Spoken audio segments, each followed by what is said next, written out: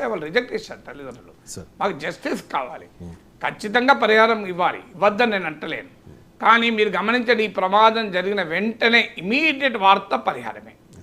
So ప్రాణాలకు వేల కడతారా, ఖరీదు కడతారా? ఆ కుటుంబానికి మీరు 1 కోటి కాదు 10 కోట్లు ఇస్తే ఆ ప్రాణం మళ్ళీ వస్తుందా? పోనీయండి, బాగా డబ్బున్నవాడు ఆ పారిశ్రమ యజమానికి 100 కోట్లు ఇస్తాం, నీ ప్రాణం తీయమంటే ఒప్పుకుంటాడా? సో అక్కడ క్వశ్చన్ అడ్రస్ చేయాల్సింది, ఆంధ్రప్రదేశ్లో ఇది మొదటి ఇన్సిడెంట్ కాదు.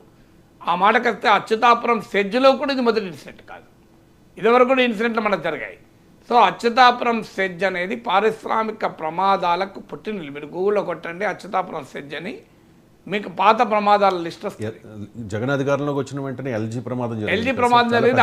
అప్పుడు ప్రతిపక్షంలో ఉన్న వాళ్ళు ఎక్కువ అల్లరి చేశారు. ₹1 కోటి పరిహారం ప్రకటించడానికి కూడా అప్పుడు అపోజ్ చేశారు సార్. అందువల్ల రాజకీయాల్లో ఎలా ఉంటుందంటే ఎవరు ప్రతిపక్షంలో వాళ్ళు ఎక్కువ అల్లరి చేస్తారు. కానీ అప్పటికిప్పటికి ఏం మారింది, ఇండస్ట్రియల్ సేఫ్టీ మారాలి కదా. ఇవాళ ఎందుకు ఇది జరుగుతుంది అంటే ఇండస్ట్రియల్ సేఫ్టీ పైన ప్రాధాన్యత లేకపోవడం.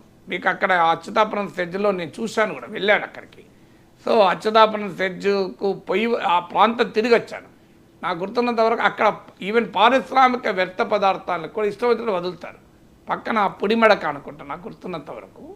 సో అక్కడ ఫిషర్మెన్ విలేజ్. సో అక్కడ విపరీతంగా సముద్రం కలుషితం అయిపోయి చేపలు చెప్పి 10,000 మందికి ఉపాధి పోయింది. మళ్ళీ ఈ సెజ్లో కార్మికులకు జీతభత్యాలు కూడా చాలా తక్కువ, కనీస వేతనాలు కూడా ఇవ్వరు, కార్మికుల కనీస హక్కులకు కూడా కాపాడుండదు. సో అలాంటి ఒక పరిస్థితులు సెజ్ పేరిట, స్పెషల్ ఎకనామిక్ జోన్ పేరిట ఎలాంటి కార్మిక చట్టాలు అమలు కాని ఒక ఆర్థిక పరిస్థితి మనం తెచ్చుకున్నాం. దీన్ని ఒక గొప్ప ఎకనామిక్ డెవలప్మెంట్గా కీర్తించుకోవచ్చాం. అంటే పోస్ట్ లిబరలైజేషన్లో స్పెషల్ ఎకనామిక్ జోన్ ఏంటంటే స్పెషల్ ఎక్స్ప్లాయిటేషన్ జోన్. అక్కడ ఏది అడగదు, కనీస వేతనాల చట్టం అవసరం లేదు, ఫ్యాక్టరీల చట్టాలు అవసరం లేదు. నేను మీ ఇన్స్పెక్టర్ రాజు కావాలని కోరుకుంటలేను, కానీ ఇండస్ట్రియల్ సేఫ్టీ అయితే పాటించాలి కదా. సో ఇండస్ట్రియల్ సేఫ్టీ ప్రోటోకాల్స్ పాటించారు. ఎందుకు పాటించారంటే అది ఖరీదుతో కూడుకున్నది.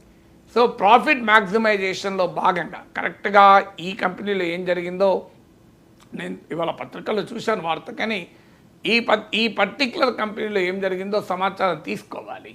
నేను ఈ పర్టిక్యులర్ కంపెనీ గురించి మాట్లాడతలేను.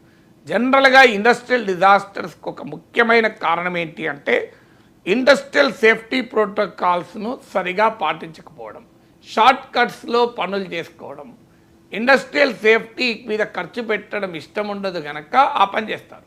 ప్రాఫిట్ మ్యాక్సిమైజేషన్లో భాగంగా కాంప్రమైజ్ అవుతారు, క్వాలిటీలో కాంప్రమైజ్ అవుతారు, టెక్నాలజీలో కాంప్రమైజ్ అవుతారు, మెటీరియల్స్లో కాంప్రమైజ్ అవుతారు.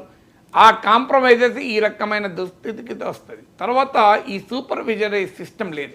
పోస్ట్ లిబరలైజేషన్లో ఏంటంటే మనం పరిశ్రమలను ఇబ్బంది పెట్టకూడదు, పారిశ్రామికవేత్తలను గౌరవించాలి అని, ఎక్కడ ఇన్స్పెక్టర్ రాజు లైసెన్స్ రాజు ఉండకూడదు అని మనం ఫ్రీగా వదిలేసాం. సెల్ఫ్ సర్టిఫికేషన్ ఇస్తే సరిపోతాను వదిలేసాం కొన్నిటికైతే. అంటే వాళ్ళు సర్టిఫై చేసుకుంటారు నా దగ్గర సేఫ్టీ స్టాండర్డ్ పర్ఫెక్ట్గా పాటిస్తున్నాము అని. దానికి కనీసమైన పర్యవేక్షణ ఉండదు, ఎవరు పట్టించుకునేవాడు ఉండడు. ఇలాంటి ఇన్సిడెంట్ జరిగాక రియాక్ట్ అవుతాం. జర్నలిజం కూడా ఏంటంటే ఈవెంట్కి రియాక్ట్ అవుతారు, ప్రాసెస్కి రియాక్ట్ కాదు. ప్రాసెస్చువల్ జర్నలిజం అంటారు. ఖచ్చితంగా ఇప్పుడు ఇక చూడండి మీరు, లైన్గా ఒక 3-4 ప్రమాదాలు వస్తాయి ఇక వార్తలు. ఇంకో పలానా కంపెనీలో ప్రమాదం జరిగింది, పలానా కంపెనీలో కొన్ని రోజులకి ఇవే వార్తలు వస్తాయి. ఇప్పుడు ఆర్జీ కార్ ఇన్సిడెంట్ అయినా ఒక రోజో వార్త వస్తాను చూడండి. సహజంగా ఇవి రొటీన్గా అక్కడక్కడ చిన్న చిన్న ప్రమాదాలు జరుగుతాయి. ఈ పెద్ద ప్రమాదం జరిగిన తర్వాత అవన్నీ వార్తలు కాబట్టి. కానీ ఏదైనా ఒక పత్రికలో, మీడియాలో, టీవీలో ఒక ఇండస్ట్రీలోకి వెళ్ళి సేఫ్టీ స్టాండర్డ్స్ పాటించారా లేదని ఎన్ని వార్తలు వచ్చాయి? ఎలా చేయాలి కదా, ఎలా చేయరు కనుక ఎలా చేయాలి, ఎందుకు ఎలా చేయకూడదు? సేఫ్టీ గురించి కదా ఇది. మీకు ట్రాన్స్పరెంట్గా ఉండాలి కదా సేఫ్టీ ప్రోటోకాల్స్. ప్రభుత్వాలు ఎలా చేయాలి? ఈ సీక్రెట్ రహస్య కమరాల మధ్య జరిగేదానికి ఏమైనా అనుపదార్థాలు జరుగుతున్నాయి? రెస్టారెంట్లో కిచెన్లోకి నాట్ అలౌడ్ అంటే అని ఎందుకు? మరి అందుకే ఆడ బొద్దింకలు టిఫిన్లలో పడుతున్నాయి, సాంబార్లలో పడుతున్నాయి. నువ్వు ఎందుకు ఎలా చేయకూడదు? క్లాస్ ఇప్పుడు రెస్టారెంట్లు కూడా కొన్ని మొదలు పెట్టారు. కిచెన్కు ఒక గ్లాస్ డోర్ పెడుతున్నాం, ఓపెన్గా కనబడే డోర్ పెడుతున్నాం, ట్రాన్స్పరెంట్ ఓపెన్ కిచెన్స్ వచ్చాయి. ఇప్పుడు ఐలాండ్ కిచెన్స్ అనే కాన్సెప్ట్ వచ్చింది. ఐలాండ్ కిచెన్ ఏంటంటే నీకు ఎక్కడ కూర్చున్నా మొత్తం కనబడుతుంది కిచెన్. ఎందుకంటే బేసిక్ రైట్ కదా, రెస్టారెంట్లో తినేవాడికి హక్కు ఉంది. నేను తినే ఫుడ్ ఎలా తయారవుతుందో చూసే హక్కు నాకు ఉంది కదా. సో అందువల్ల ఎలా చేయకూడదు అనేది ఎక్కడ రాజ్యాంగం చెప్పిందా? నీకేంది ఇండస్ట్రీలో సీక్రెట్స్ కావాలని అడుగుతలేం కదా. నీకు ఆ పని పరిస్థితులు భద్రత కరెక్ట్గా ఉన్నాయా అని శాసనసభలో ఎప్పుడైనా చర్చరంగా చూసారా? మీరు నాకు ఒక 10 ఏళ్ళ అసెంబ్లీ రికార్డు తీయండి. ఇండస్ట్రియల్ ప్రమాదం ఇలాంటి జరిగి 10 మందో 20 మందో చనిపోతే తప్ప ఏనాడైనా భారతదేశంలో అసెంబ్లీలో కానీ పార్లమెంట్లో కానీ ఏ రాష్ట్రంలో కానీ ఒక 2-3 గంటలు ఇండస్ట్రియల్ సేఫ్టీ ఏంటి, కార్మికుల భద్రత ఏంటి అనే దానిపైన చర్చ జరుగుతుంది. మీరు ఇప్పుడు విన్నారా? నేను 8 ఏళ్ళు కౌన్సిల్లో ఇలాంటి ఇన్సిడెంట్ జరిగినప్పుడు తప్ప ఎప్పుడు చర్చ లేదు.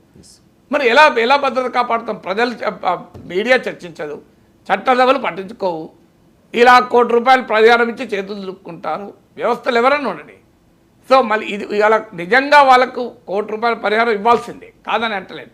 కానీ ఇలాంటి ప్రాణాలు పోకుండా ఏం చేస్తున్నారు చెప్పండి? ఇండస్ట్రియల్ సేఫ్టీ ఆడిట్ ఇవాళ అడావుడు చేస్తారు. ఇక ముఖ్యమంత్రి, ఉప ముఖ్యమంత్రి, ప్రతిపక్ష నేత వీళ్ళు వాళ్ళని అంటారు, వాళ్ళు వీళ్ళని అంటారు. జగన్ టైంలో ఏమైందని వీళ్ళు అంటారు, చంద్రబాబు నాయుడు వచ్చాడు ప్రమాదాలు వచ్చాయని వాళ్ళు అంటారు.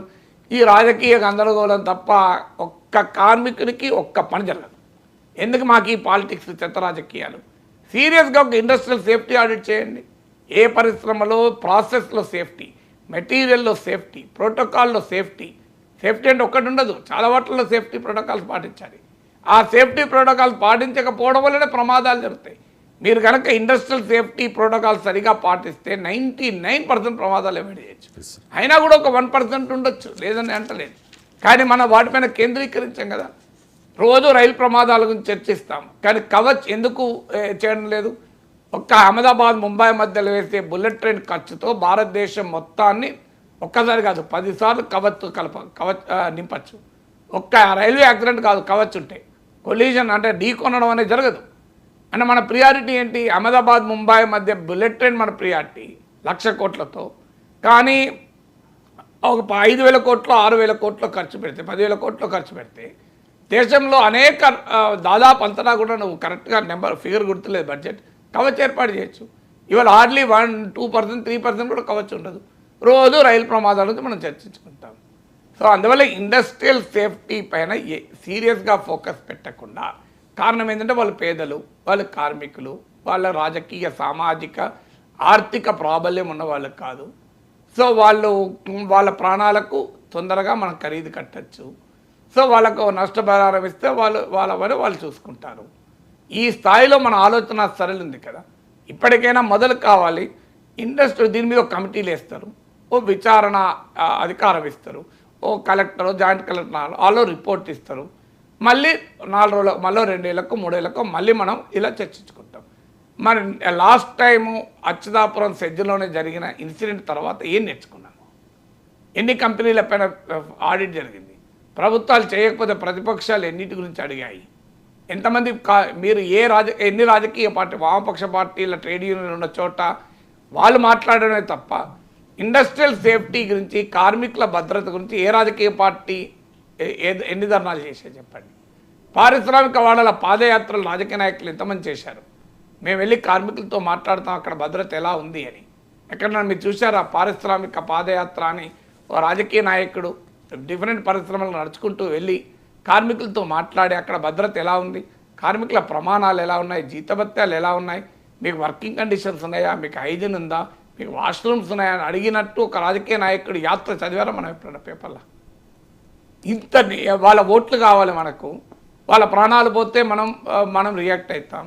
కానీ వాళ్ళ ప్రాణాలు పోకుండా కాపాడడం గవర్నెన్స్ అవుతుంది. ప్రాణాలు పోయినాక సహకరించడం అవసరమే, కానీ రియల్ గవర్నెన్స్ ఏంటంటే ప్రాణాలు పోకుండా చూడడం. Right sir. మరి కాసేపట్లో సీఎం చంద్రబాబు నాయుడు ఘటనా స్థలానికి వెళ్ళబోతూ ఉన్నారు సార్. ఇప్పటికే ప్రమాదంపై